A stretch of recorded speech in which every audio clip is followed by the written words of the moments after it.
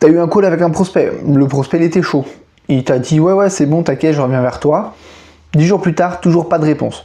Donc là l'idée vraiment de cette vidéo c'est comprendre pourquoi tes prospects te répondent plus et surtout comment les relancer intelligemment, mieux que ce que font la plupart de tes concurrents, parce que je les vois passer sur LinkedIn avec des points d'interrogation, des Lucas t'es toujours là, blablabla. Non, ça c'est de la merde. On va oublier. On va voir comment relancer intelligemment et surtout voir quels sont les deux types de relance. Donc tu vois, il y aura direct et indirect. Quels sont les deux types de relance que tu peux faire, tout en apportant de la valeur au prospect et surtout pour éviter de te faire ghoster. Donc c'est parti pour cette vidéo. Donc là encore, j'ai pris des notes. Pour ça, ça va être un peu... j'ai essayé d'ordonner vraiment tout ça, toute ma pensée, pour te livrer un max sur cette vidéo. Déjà, ça c'est parti d'un constat avec les personnes que j'accompagnais. Souvent les questions c'était comment je relance, à quelle fréquence, qu'est-ce que je dis, etc. Tu vois, il y avait tout un tas de questions et moi, à chaque fois, ma réponse c'était ça dépend. C'est une réponse un peu de Suisse, c'est-à-dire qu'il n'y a pas... Certes, il y a un peu un framework que je peux utiliser, mais surtout, les relances, ça va dépendre de comment s'est terminé l'appel avec la personne. C'est surtout ça l'important. Parce que moi, si je ne sais pas comment l'appel s'est terminé avec la personne, je ne peux pas te dire, tiens, envoie ça, envoie ça, envoie ça. Parce que ça se trouve, ça sera complètement nul à chier. Donc, tout va dépendre de comment s'est terminé l'appel avec la personne, déjà, dans un premier temps. Ensuite, deuxième règle, c'est que ta relance, faut qu'elle apporte quelque chose.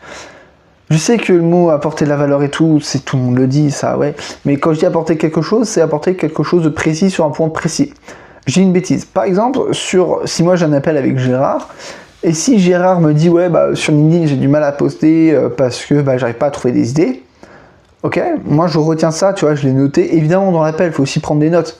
Soit tu enregistres ton appel, derrière tu demandes à l'IA de faire un résumé avec le transcript, soit tu prends des notes directement, et après on relance. Une idée de relance, ça peut être tiens Gérard, suite à notre discussion, je t'envoie cette petite ressource qui devrait t'aider à trouver des idées de contenu pour poster sur LinkedIn. C'est une relance toute bête, tu vois, mais juste, elle est hyper efficace parce qu'elle répond à un problème que Gérard m'a partagé. Il n'y a pas besoin de réinventer la roue. Et en fait, c'est là où les gens se trompent souvent quand ils relancent et disent coucou, est-ce que tu as pris ta décision? Non, le but c'est d'envoyer une relance en rapport avec ce qu'a dit le prospect. Et c'est vraiment, ça paraît tout bête comme ça, mais en fait, peu de gens le font parce qu'en fait, les gens n'écoutent pas vraiment les prospects, tu vois, en appel de vente. Alors que si toi t'arrives, tu envoies juste une ressource comme ça, peut-être que Gérard va pas te répondre. Je dis pas qu'il va te répondre à 100%. Peut-être qu'il va même pas ouvrir ta ressource. Mais si tu l'envoies, au moins tu démarres de la concurrence. Parce qu'au lieu de se faire relancer par 10 gars de manière random, là il va se dire putain, en fait lui il m'apporte vraiment quelque chose. Même si c'est un truc tout bête. Cette ressource-là, donc ça peut être... donc du coup je vais différencier maintenant les deux types de relance, tu as les relances directes et les relances indirectes. Alors attends, qu'est-ce que j'ai noté sur ça? Parce que je m'étais noté encore des trucs. Ouais voilà, bon, vas-y, pas me faire chier, je vais même prendre mon ordi, parce que je m'étais noté un peu des bullet points pour ça. Ouais, ok. Donc déjà, tu vois, là je pars du principe que on part sur un prospect qui t'a dit en gros qu'il allait réfléchir. Donc déjà, avant de le laisser partir réfléchir, faut au moins un minimum des choses, demande-lui ce sur quoi il va réfléchir. Parce que ça, même, on sait que c'est une technique de closer, mais même si la personne part réfléchir, au moins tu vas savoir ce sur quoi il va réfléchir, et donc tu vas pouvoir lui envoyer une ressource pertinente par rapport à sa réflexion. S'il te dit, oui, je vais réfléchir parce que X, Y, Z, et que c'est par rapport à... Est-ce que c'est parce qu'il a un doute sur ton programme ou autre? Derrière, tu peux envoyer une ressource par rapport à ça. Donc, et c'était mon point, et c'est là où je voulais en venir tout à l'heure, c'est que si tu sais pas ce sur quoi il va réfléchir, tu vas forcément pas pouvoir lui envoyer une ressource pertinente pour lui. Donc, ça peut être quelque chose qui a dit pendant l'appel ou ce sur quoi il va réfléchir, déjà dans un premier temps. Et du coup, ça va t'éviter de faire des relances classiques du type « Salut, comment ça va? Alors, ça avance ta réflexion. » Ça, et encore déjà, si tu fais ça, je trouve que c'est quand même ok, parce que il y en a qui relancent pas du tout. Tu vois, il y a des gens qui relancent pas du tout, donc déjà, si tu fais partie des gens qui relancent, qui suivent vraiment les relances, déjà, tu fais partie du top 20, 15-20% des gens. Par contre, si en plus de relancer, tu fais des relances pertinentes, là, t'entres dans le top 5%. Juste en faisant ça, hein, tu vois. Rien de compliqué, juste personne ne le fait. Ensuite, donc, on part sur les deux types de relances. Donc, tu as les relances directes. Les relances directes, c'est toi qui vas envoyer un message à personne, ou envoyer un mail, ou lui passer un coup de fil. Bref, c'est toi qui le contactes directement sur son téléphone, bref. De là, c'est comme je disais tout à l'heure, tu lui envoies une ressource pertinente. Ça peut être un article, Ça peut être une vidéo YouTube. Par exemple, tu vois, là, si moi j'ai un prospect qui me dit je galère à relancer mes prospects, je sais pas comment faire et tout, je pourrais très bien lui envoyer cette vidéo. Et là, je dis tiens Gérard, voici cette vidéo où je traite cette problématique-là de comment on relance ses prospects intelligemment. Je lui envoie les vidéos. Donc ça, c'est une relance directe où je viens avec des ressources que j'ai moi-même créées. Donc ça peut être des ressources que j'ai moi-même créées, comme cette vidéo YouTube, un post LinkedIn, un article de newsletter, bref, une ressource, une vidéo privée, peu importe, ou un replay d'un webinaire, ou un podcast, bref, tu as compris l'idée. Donc une relance directe comme ça, c'est moi qui vais vraiment lui apporter ça, ou tu as les relances indirectes. Donc les relances... ah oui, bon, ouais, j'ai noté d'autres trucs, ok. Dans les relances du coup directes, donc il y a 4 types de relances, hein, donc celle que je viens de te citer. Tu as aussi un retour terrain. Par exemple, ça peut être de dire, donc si Gérard me partage une problématique, de dire voilà, moi j'ai du mal à closer les personnes parce que j'arrive pas à annoncer le prix, je suis mal à l'aise. Derrière, moi je pourrais lui envoyer un peu une étude de cas, donc un retour terrain que j'ai eu avec un client. Dire bah tiens, regarde Gérard, je te partage l'étude de cas que j'ai fait avec Jean-Michel. Alors, avec Jean-Michel, il était un peu comme toi, il avait du mal, on a mis en place X, Y, Z, et maintenant il arrive mieux à pitcher son offre, et il a plus peur d'annoncer son prix. Donc tu vois, ça peut être aussi une étude de cas comme ça. Et surtout, chaque relance doit, on va dire, se suffire à elle-même. C'est-à-dire que chaque relance a sa raison d'exister, si tu veux. C'est pas juste en mode coucou, qu'est-ce qui se passe? Non, c'est vraiment ma relance en elle-même, c'est un message de pure valeur, tu vois. C'est mieux que, limite, c'est mieux qu'ils reçoivent ton message de relance plutôt qu'il aille regarder Netflix, tu vois. C'est vraiment lui apporter de la valeur. Mais vraiment, et vraiment personnalisé. Et pour le coup, ça nécessite, encore une fois, de bien l'écouter pendant l'appel et surtout de comprendre ce sur quoi il va réfléchir. Et ensuite, tu as les relances indirectes. Relance indirecte, là, c'est assez simple. Ça va être, moi, principalement, ce que je fais, c'est la newsletter. C'est-à-dire que si tu es en appel avec quelqu'un, probablement, c'est que tu as son mail, son numéro. Probablement, si tu as une newsletter ou tu as chopé son mail, probablement qu'il est inscrit quelque part. Donc les relances indirectes, c'est vraiment que si tu as capturé son email, tu vois. De là, moi, ma façon de faire, c'est du coup la newsletter. C'est-à-dire que j'envoie mes newsletters tous les dimanches, ou là, tu as ces vidéos YouTube là. Probablement que peut-être Gérard peut tomber sur ma vidéo YouTube, ou va lire ma newsletter. Et donc là, en fait, c'est une relance indirecte parce que je ne m'adresse pas à lui directement. Je ne dis pas coucou Gérard, j'ai pensé à toi, voici ça. Mais en fait, je reste quand même dans son esprit parce qu'il continue à recevoir mes newsletters. C'est une stratégie de nurturing tout simplement. C'est ce qui est très utilisé, tu vois, quand tu mets ton mail sur une VSL ou un webinaire et tout, derrière tu reçois des mails. Le problème de ça, enfin de ces techniques-là que tous les coachs et tout ils utilisent, c'est qu'en fait après les séquences mails, tu les reçois, mais après en fait leur mail, il y a zéro valeur dedans. Alors attention, je tape pas sur eux, quoique. Par exemple, moi je m'étais déjà inscrit des fois un peu pour voir les tactiques des autres, tu vois, niveau marketing. Et en fait, à chaque fois, une fois que tu as passé, genre tu t'inscris à la VSL, hop, tu reçois une séquence de 5, 7 d'emails. Derrière, en fait, tous les mails que tu reçois, il y a zéro valeur. C'est-à-dire que c'est juste des mails, des fois, où tu as juste t'as quelques trucs et tu dis, voilà, tiens, regarde, ce machin, il avait problème, réserve un rendez-vous avec moi. En fait, c'est que des mails promotionnels, voilà, c'est le mot que je cherchais.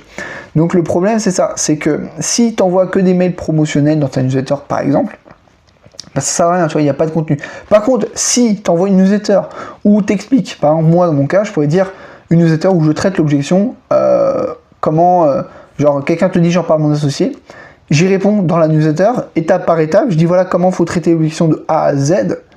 C'est mieux que de dire, coucou, j'existe, prends rendez-vous avec moi. Tu vois. Donc, c'est vraiment ça, c'est apporter de la valeur, mais différemment. Indirectement, c'est pour ça que j'ai appelé ça relance indirecte. C'est-à-dire que tu apportes autant de valeur, mais c'est indirect. C'est-à-dire que certes, ça ne va pas concerner la problématique de Gérard à l'instant T, mais en fait, si tu as je sais pas moi, si tu as 100, 200, 300 personnes, tu vois, au bout d'un moment, peut-être que ça peut leur parler. Et surtout, tu restes présent dans leur esprit. C'est surtout ça le but du nurturing, des relances indirectes, c'est de rester présent dans leur esprit. Si moi, quelqu'un il voit mes vidéos, 2-3 vidéos, peut-être qu'il va pas acheter mon truc maintenant, c'est pas grave. Par contre, peut-être que dans 3 mois, en fait, je serai le seul gars avec qui, entre guillemets, il sera resté en contact, parce que je l'aurai relancé. Évidemment, si tu combines relance directe et relance indirecte, là, c'est le jackpot. Encore une fois, je me suis un peu éparpillé, mais bon, j'avais mes notes dessus, donc ça, c'est plutôt cool.